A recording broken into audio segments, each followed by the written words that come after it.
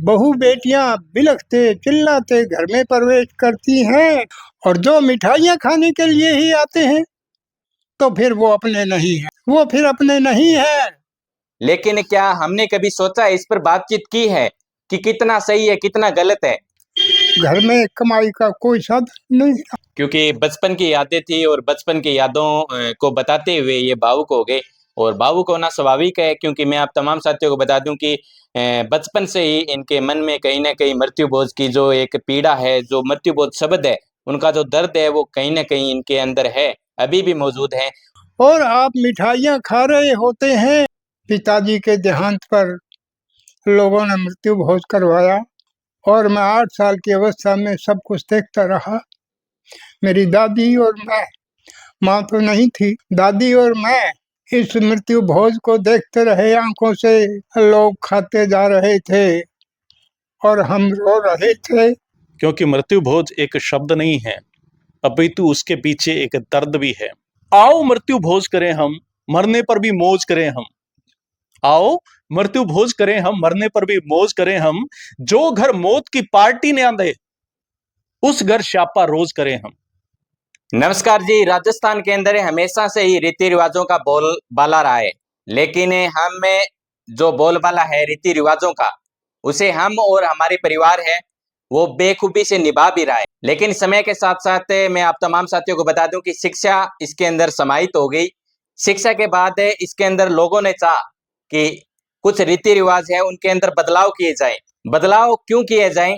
क्योंकि कहीं ना कहीं समाज को लगा होगा, लोगों को लगा होगा कि ये चीजें गलत है। कुछ लोग है वो रीति मानते हैं, कुछ लोग है वो कुरीति मानते हैं। कौन सा शब्द, मैं उस शब्द की बातचीत करूंगा, शब्द है मृत्यु बोझ, औसत। लेकिन लोग अलग अलग तरीके से, कोई बुजुर्ग व्यक्ति है उनकी मृत्यु हो जाती है परिवार के अंदर, तो लोग है वो इससे मृत्यु बोझ को बढ़ा चढ़ाकर पेश करते हैं समाज के सामने, दुनिया के सामने, लोगों के सामने। लेकिन क्या हमने कभी सोचा इस पर बातचीत की है कि कितना सही है कितना गलत है? अक्सर हम क्या करते हैं कि हमसे बड़ा कोई व्यक्ति होता है, वो अगर बोल देता है कि ये चीजें सही है, हम उनका अनुकरण करते हैं, उसका विरोध नहीं करते हैं। अगर विरोध करते तो समाज में बहुत सारे लोग हैं वो इनका विरोध करते हैं, उन पर हमें मंथन करना चाहिए इस चीज को लेकर। हमारे साथ आज इस विषय पर लेकर चर्चा करेंगे, हमारे साथ मौजूद हैं भंवरलाल जी शर्मा। तमाम साथियों को मैं बता दूं कि इनकी पत्नी है सुमन जी शर्मा। कुछ दिनों पहले उनका सर्वगास हुआ था। इसके बाद इन्होंने क्या कुछ प्रण लिया, क्योंकि ये महज एक कवरेज नहीं है। आप लोग तमाम साथी है अपने विवेक का प्रयोग कीजिए और आप भी बताएं कि क्या ये मृत्यु भोज जैसी रीति है या कुरीति है।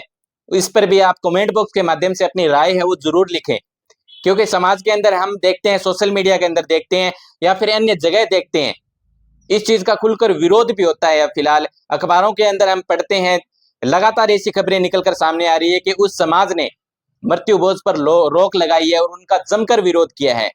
लेकिन आप भी तमाम साथियों को मैं बता दूं कि आप भी उस परिवार के ही कहीं ना कहीं हिस्सेदार हैं, और आप भी बताएं।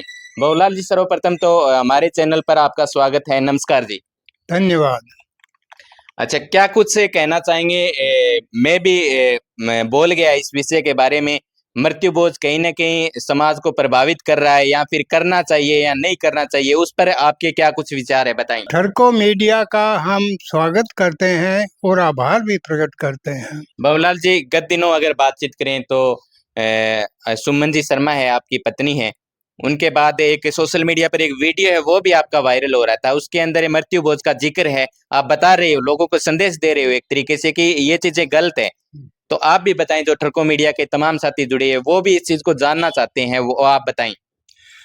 हाँ, मैं कितने ही वर्षों से इस मृत्यु भोज का जो है मैं विरोध करता आ रहा हूँ, लेकिन ये जरूरी तो नहीं है कि मेरी बात को लोग माने, स्वीकार करें।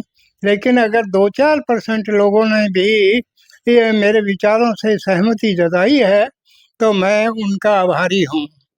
मैं चाहता हूँ कि ये मिठाइयाँ जो बनती हैं, मृत्यु के ऊपर मिठाइयाँ जो बनती हैं, ये खुशी की चीज़ें हैं, और मरने पर क्या खुशी होनी चाहिए?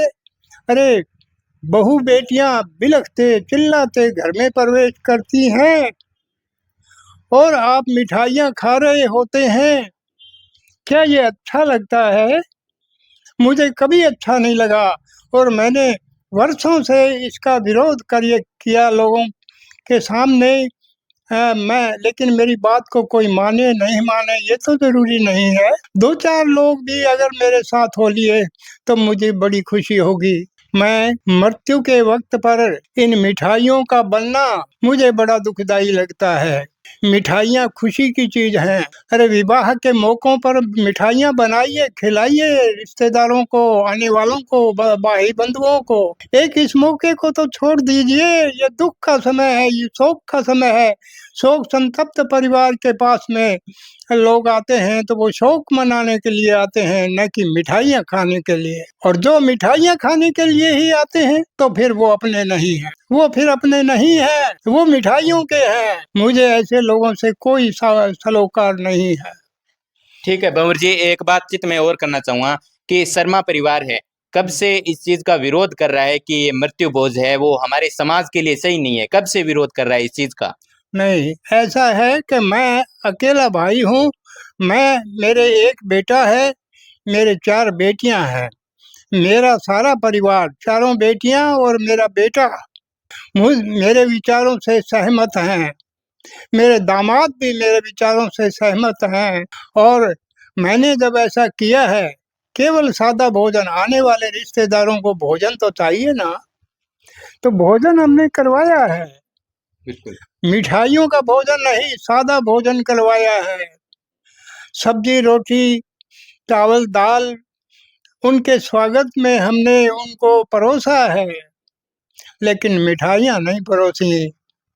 मेरा यही विचार रहा और मेरा परिवार मेरे विचारों से सहमत रहा है। तभी तो ऐसा हो पाया है, तभी तो मैं ऐसा कर पाया हूँ। मैं बरसों से अपनी विचारधारा में, तब मेरा तो परिवार शादीशुदा भी नहीं था, तब से ही मेरे विचारों में ये बातें रही हैं। लेकिन फिर धीरे-धीरे मेरे परिवार के सामने जब मैंने ये अपने विचार रखता गया तो मेरा परिवार मेरे से सहमत हो गया। इसलिए मैं ये चाहता हूँ कि समाज में और भी लोग आगे आएँ, आगे आकर दिखाएँ, हौसला दिखाएँ। मैंने दुस्साहस किया है तो आप क्यों नहीं कर सकते? किसका डर है आपको? समाज से क्यों डरते हो? समाज आपके साथ लग पड़ेगा। अगर आप आगे आएँगे तो लोग, पूरा समाज आपके साथ धीरे-धीरे आपके साथ हो चलेगा। और भंवर जी, एक मैं बातचीत करना चाहूंगा कि तमाम जो लोग हैं वो मृत्यु भोज को लेकर अलग-अलग अपने विचार रखते हैं, लेकिन मैं आपको बता दूं कि मृत्यु भोज का कहीं न कहीं धर्म ग्रंथों के अंदर कहीं जिक्र है क्या? आप क्या कुछ कहना चाहोगे इसके बारे में? मैं ये कहना चाहूँगा, चारों वेदों में, 18 पुराणों में किसी में भी ये ज़िक्र नहीं आता है। महाभारत, रामायण, एक बार राम जब जंगल में थे तो उन्होंने अपने पिता के लिए 7 संतों को भोजन कराया, कंदमूल का भोजन कराया। कहीं मिठाइयाँ तो नहीं थी, क्या वो मिठाई खिला नहीं सकते थे? लेकिन उन्होंने कंदमूल का भोजन 7 संतों को करवाया। मैं उसी राह पर चल रहा हूँ और सबसे ये कहना चाहता हूँ कि ये मृत्यु भोज का जो लंबा चौड़ा काम आप करते हो, मिठाइयों के साथ जोड़ते हो, मौत पर मिठाई की खुशी मनाते हो, बंद कर दो इसको। मैं आपका बड़ा एहसानमंद होऊँगा। मृत्यु भोज का विरोध तो जगह-जगह पर करते हैं, लेकिन भंवरलाल जी, मैं आपसे व्यक्तिगत सवाल ये भी पूछना चाहूंगा कि इसका क्या कुछ लाभ है अगर मृत्यु भोज पर समाज के अंदर रोक लग जाए? पूरी तरीके से नहीं कह सकते हमें, लगातार इसके अंदर अन्य भी जो साथी है वो योगदान दे रहे हैं इसके अंदर, वो भी साथ निभा रहे हैं, लेकिन क्या कुछ बेनिफिट क्या है इसके मृत्यु भोज अगर ये बंद हो जाए तो? ऐसा है कि मृत्यु भोज से बहुत सारे गरीब लोग, गरीब परिवार, कमज़ोर परिवार हमारे ही समाज के हैं, उनके ऊपर बहुत बोझ पड़ता है।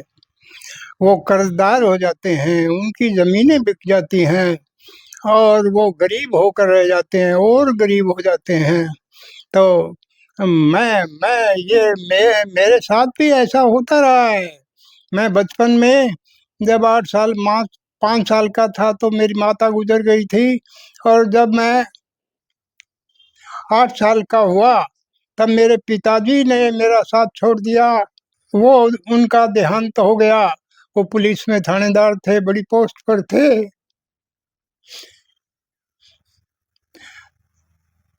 और उसके बाद घर में कमाई का कोई साधन नहीं रहा। क्योंकि बचपन की यादें थी और बचपन की यादों को बताते हुए ये भावुक हो गए। और भावुक होना स्वाभाविक है, क्योंकि मैं आप तमाम साथियों को बता दूं कि बचपन से ही इनके मन में कहीं ना कहीं मृत्यु बोझ की जो एक पीड़ा है, जो मृत्यु बोझ शब्द है, उनका जो दर्द है वो कहीं ना कहीं इनके अंदर है, अभी भी मौजूद है। और इसका ये विरोध भी करते हैं पूरे तरीके से। और ये भावुक हो गए हैं, फिलहाल ये बता नहीं सकते, लेकिन आप भी कहीं ना कहीं जो तमाम साथी हैं, आप भी इस पीड़ा को समझने की कोशिश करें। क्योंकि समाज के अंदर है फिलहाल शिक्षा है वो बहुत जोरों शोरों से चल रही है। शिक्षा को बढ़ावा भी मिल रहा है, लेकिन कहीं ना कहीं ये रीति चल रही है, कुरीति माने या रीति माने, इसका कहीं ना कहीं अगर एक तरीके से हम माने कि ये पूरी तरीके से खत्म हो जाए, तो समाज का कहीं ना कहीं हम मान सकते हैं कि दुगने तिगने तरीके से समाज है वो आगे बढ़ सकता है। क्योंकि ये सारी चीजें हैं, समाज को कहीं ना कहीं जकड़ रखा है इन चीजों ने। लेकिन हमारे साथ भंवरलाल जी हैं, वो बताते बताते एक कहीं ना कहीं मन में मृत्यु बोझ जैसे शब्द की पीड़ा थी उनके अंदर। लेकिन आगे भी हम निरंतर बताते रहेंगे अगर भंवरलाल जी बताना चाहते हैं तो।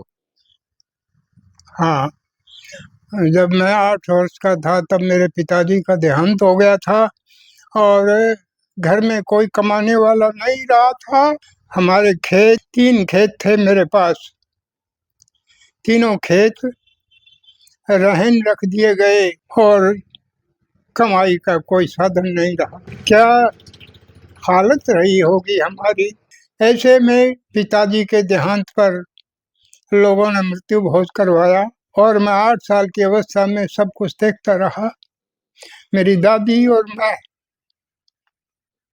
माँ तो नहीं थी, दादी और मैं इस मृत्यु भोज को देखते रहे आंखों से। लोग खाते जा रहे थे और हम रो रहे थे।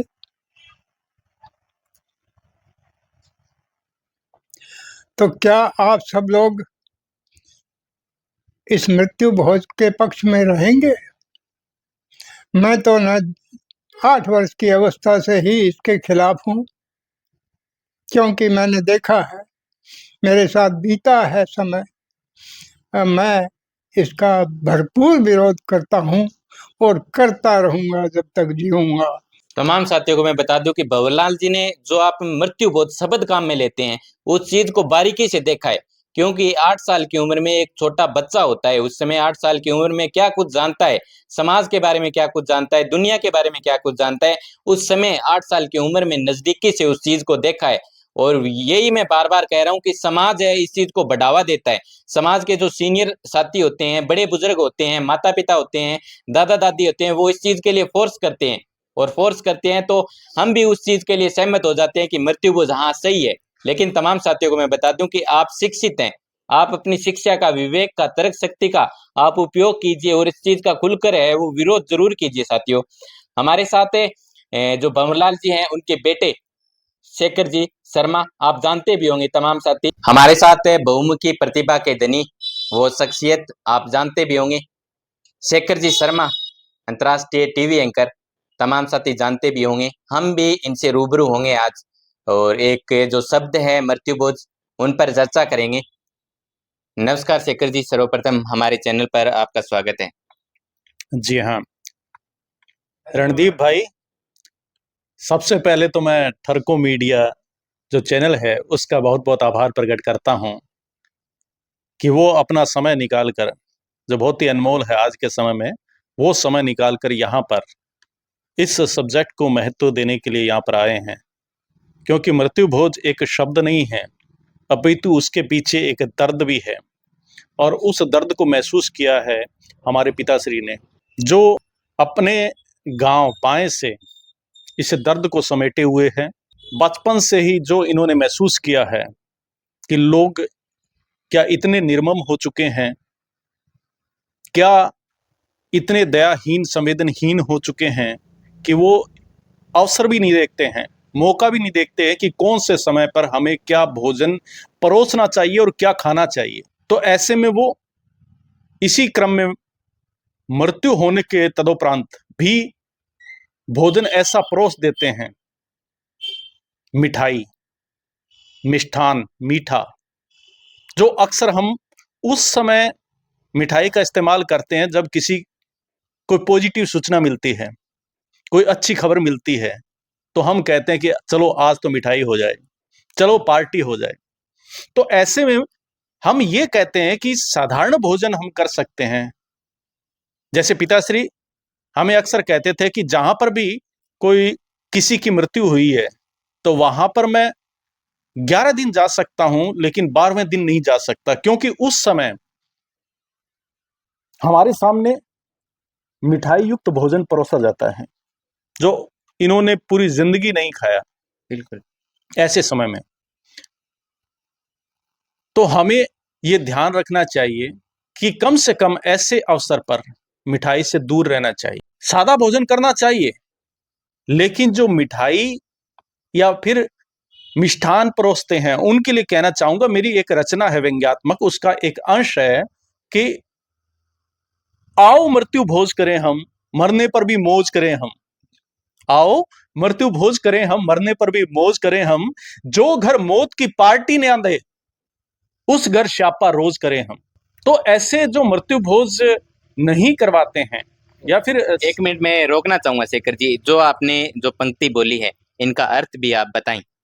इसमें व्यंग्य है हम्म। कि जो इस प्रकार से मृत्यु भोज का विरोध करते हैं उनके खिलाफ जो है अक्सर लोग खड़े हो जाते हैं, बुराई करते हैं, और वो बुराई पहुंचती है, प्रशंसा भी पहुंचती है दूर तक और बुराई भी पहुंचती है।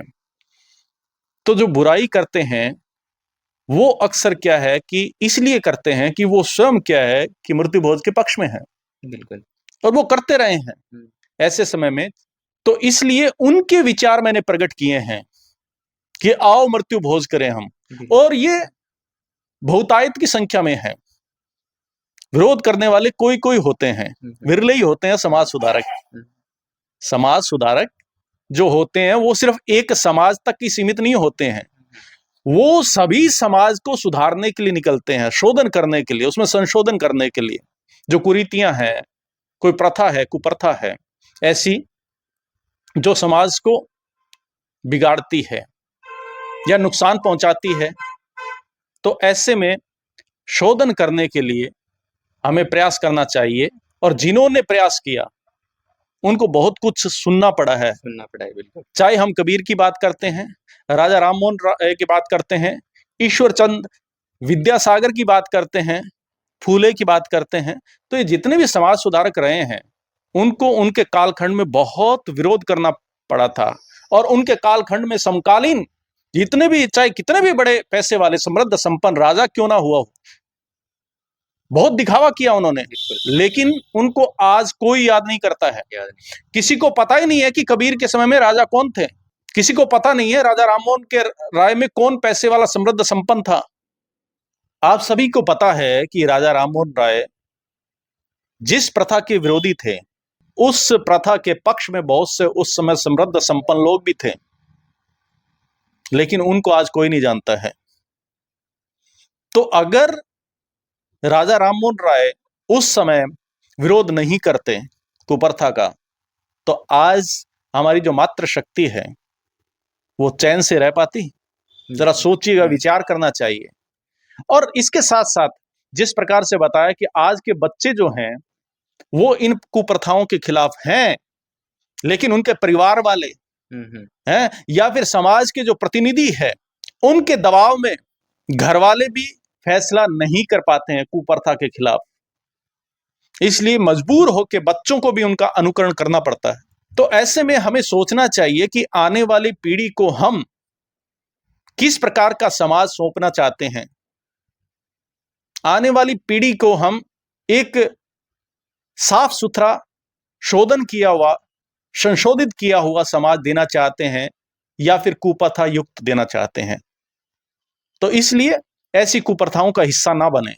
हमारा तो यही प्रयास है, कोई भी बात अगर सही तरीके से समझाएंगे तो कोई भी ऐसी बात नहीं है जो हमारी नहीं मानेंगे, लेकिन उसके लिए आपके पास पक्ष मजबूत होना चाहिए, आपके पास तर्क होना चाहिए, आपके पास जवाब होना चाहिए। और अब आज अगर हमारे पिताश्री के इस चिंतन का समर्थन कर रहे हैं तो इसका कारण ये है कि सबसे पहली बात तो ये है कि हमारे पिताश्री शिक्षाविद हैं।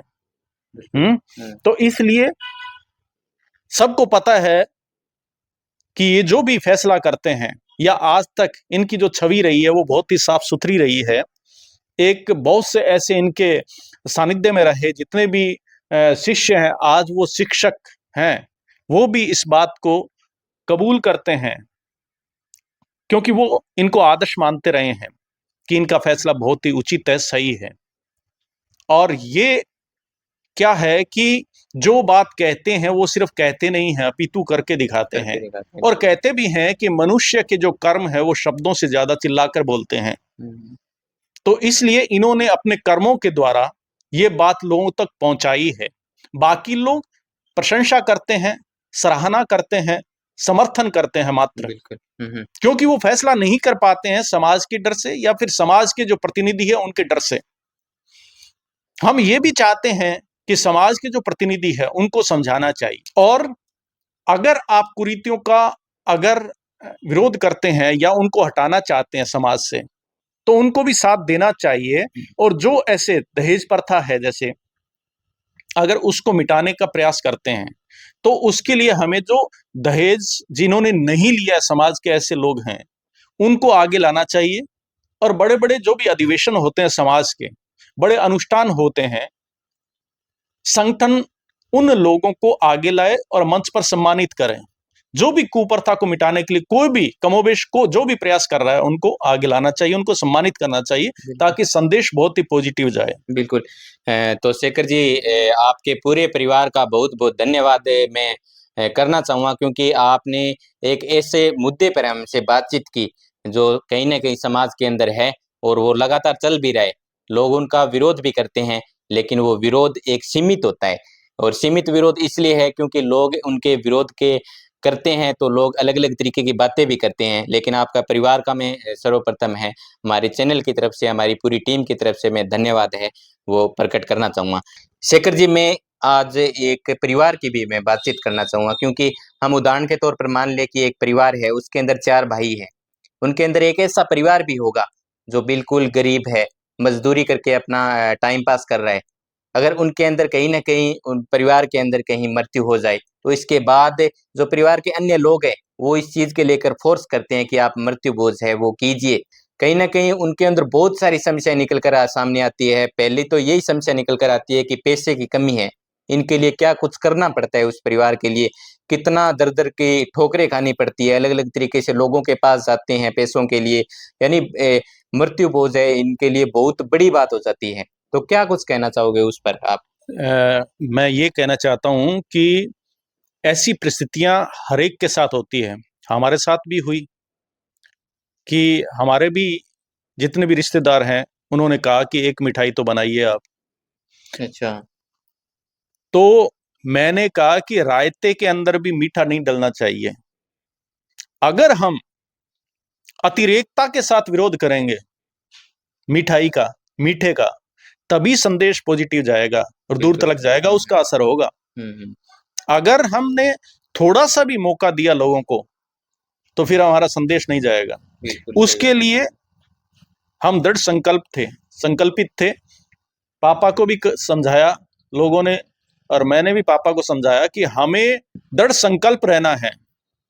कोई कुछ भी कहे तभी आपका ये मिशन पूरा होगा, तभी आपका ये जो है विरोध पूरा होगा। तो ऐसे में हमें भी या समाज के जितने भी लोग हैं उनके घर में भी इस प्रकार की अगर कहीं ना कहीं अगर चर्चा होती है या फिर ऐसी इच्छा रखते हैं तो उनको भी अपना इरादा साफ रखना चाहिए, एकदम इरादा दृढ़ रखना चाहिए और उसके लिए किसी की बातों में नहीं आना चाहिए। और अगर किसी को इस बारे में अगर हमसे राय लेनी है तो राय ले सकते हैं, हम तो आग्रह करते हैं कि इस मिशन में आप भी साथ दीजिए और इसका बहुत फायदा होता है समाज में। जिस प्रकार से बताया कि हमारे एक ही परिवार में अगर कई भाई हैं और उनमें अगर बड़ा भाई जो है वो अगर सोच समझ के अपनी बेटी की शादी में खर्चा ना करे या फिर दहेज देते समय अथाह दहेज दे दे, तो उसका असर होता है उनके बाकी भाइयों को देना पड़ता है बिल्कुल, समाज के डर से। समाज के डर से। तो इसलिए क्या है कि चाहे वो दूसरा भाई गरीब क्यों ना हो, लेकिन मजबूरी में उसको कर्ज लेके वो व्यवस्था करनी पड़ती है। इसी प्रकार से कोई भी ऐसे कुप्रथा है, उसमें अगर किसी भाई ने पहल करके अगर ज्यादा खर्चा कर दिया है, तो उसका अनुकरण करना पड़ेगा दूसरे भाइयों को, चाहे वो गरीब क्यों ना हो। बिल्कुल। तो इसी प्रकार से उसी क्रम में ये प्रथा है। ऐसी प्रथा में भी एक भाई ने इतना ज्यादा खर्च कर दिया है, जबकि हम कहते हैं कि ऐसे मौके पर दिखावे की क्या आवश्यकता है, मिठाई की क्या आवश्यकता है, पार्टी देने की क्या आवश्यकता है। लेकिन अगर किसी ने ऐसा कर दिया है चिंतनहीन होके, तो फिर उनके ही परिवार में कोई गरीब अगर भाई है तो उसको करना पड़ता है, खर्चा करना पड़ता है। और वो जो कर्ज लिया है वो कई कई पीढ़ियों तक उतरता नहीं है उसके। और सिर्फ ये एक समाज की बात नहीं है, हम जितने भी तमाम समाज है उनके लिए भी ये संदेश देना चाहते हैं कि हर समाज में इस प्रकार के घर परिवार है। कोई अमीर है, समृद्ध है, संपन्न है, तो दूसरी तरफ कोई असहाय भी है, कोई ऐसा है गरीब भी है। बिल्कुल, तो उनको भी देखना चाहिए, उनको बहुत इससे सहायता मिलेगी, उन परिवारों को, उस समाज को। और बहुत से ऐसे समाज हैं, ऐसे बहुत से समाज हैं जो आज मृत्यु भोज के समय बहुत अथाह महाभोज नहीं करते हैं, एक साधारण भोज साधारण करवाते हैं। तो मैं अंत में यही कहना चाहता हूं कि पहल किसी न किसी को करनी थी, तो मुझे गर्व है एक सुपुत्र होने के नाते अपने पिताश्री पर, कि जो एक समय समय पर वो आदर्श रखते रहे हैं और उसी क्रम में एक और ये आदर्श रखा है उन्होंने, दुनिया के सामने संदेश दिया है। उनकी छवि जिस प्रकार की है सभी जानते हैं। और पंक्तियां भी है वही शूरमा जो अपनी राह बनाता है वही शूरमा जो अपनी राह बनाता है। कोई चलता है पद चिन्हों पर तो कोई स्वयं पद चिन्ह बनाता है। तो हमारे पिताश्री ने पद चिन्ह बनाए हैं और उम्मीद करते हैं कि आप तमाम जितने भी थरको मीडिया चैनल से जुड़े हुए श्रोता दर्शक हैं, वो भी इनके पद चिन्हों पर चलने का भरसक प्रयास करेंगे, कोशिश करेंगे। तभी हमारा इस परिवार का और जितने भी इस मिशन का समर्थन करने वाले परिवार है उनका उद्देश्य पूर्ण होगा। बिल्कुल, धन्यवाद है शेखर जी। बाबूलाल जी शर्मा है, उनके पूरे परिवार से हम रूबरू हुए, बहुत अच्छा लगा इनकी बातें सुनकर। आप भी इनकी बातें हैं वो जन जन तक पहुंचाने का कार्य करें और आप भी इस मुद्दे पर अपनी प्रतिक्रिया है वो अवश्य दें। तमाम साथी जुड़े, तमाम साथियों का बहुत बहुत धन्यवाद।